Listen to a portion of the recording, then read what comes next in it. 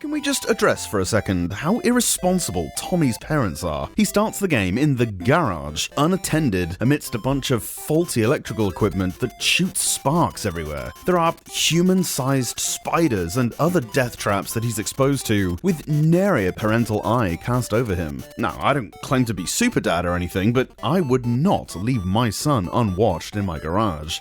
My amps and drums are in there, and he cannot be trusted.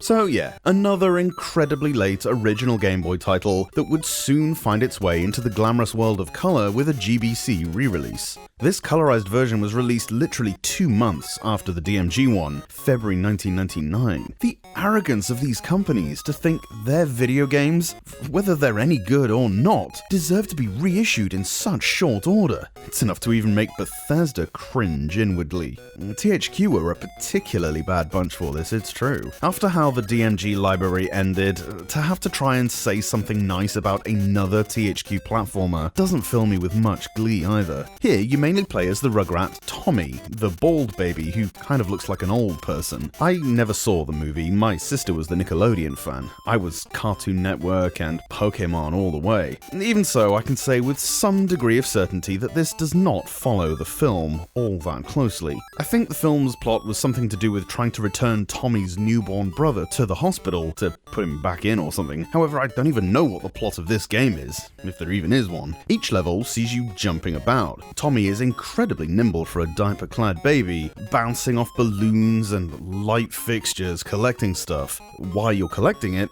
I don't know, but it consists of milk bottles, dollar coins, teddies, all sorts of generic junk lying around. All I know is that you do have to collect it. There's a quota, you see. At the start of each level, you're told that you need, say, 14 items to pass the level. It specifically says items. This is important to note, and is the start of the weirdness of the programming. There's a number at the bottom of your screen that says items, but this never goes up, even when you collect stuff. There are no items that I've ever found in-game. However, I have collected objects. These aren't counted anywhere that I can see, but at the end of the level, it'll tell you how many you've found. According to the manual, if you don't get enough, you can't go to the next stage. However, on a stage that required 14 items, I acquired 13 objects instead, and happily passed the stage. No items, though. It's anyone's guess what's occurring here. With things like this, and all their god-awful Disney tie-ins that closed out the DMG library, and cropped up from time to time in this one, it's fair to say THQ are 100% taking the piss out of us at this point. The controls are mediocre at best. No attacks, but they wouldn't be useful anyway. You'll be permanently jumping, which is fine in a platformer I suppose, but it's done by holding B, not A. As with a couple of other games that committed this cardinal sin but doesn't have a function assigned to A, it's alright in this instance.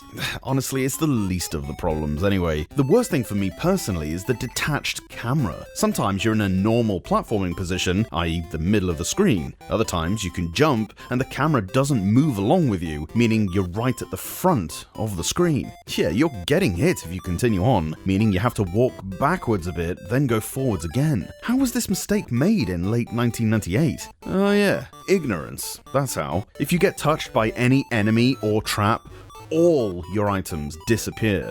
They don't respawn nearby either, meaning you've basically failed the level. How brutal does that sound? Exactly how brutal it is. If in 2025 you're still into Rugrats for some reason and want a decent Game Boy game based on it, well, I can't yet talk about the other 3 that the Game Boy Color had because I haven't played them, but do not go for this re-release. It's very rare I even swear on this channel, never mind drop the F-bomb, but I got pretty close with this one, I don't mind telling you.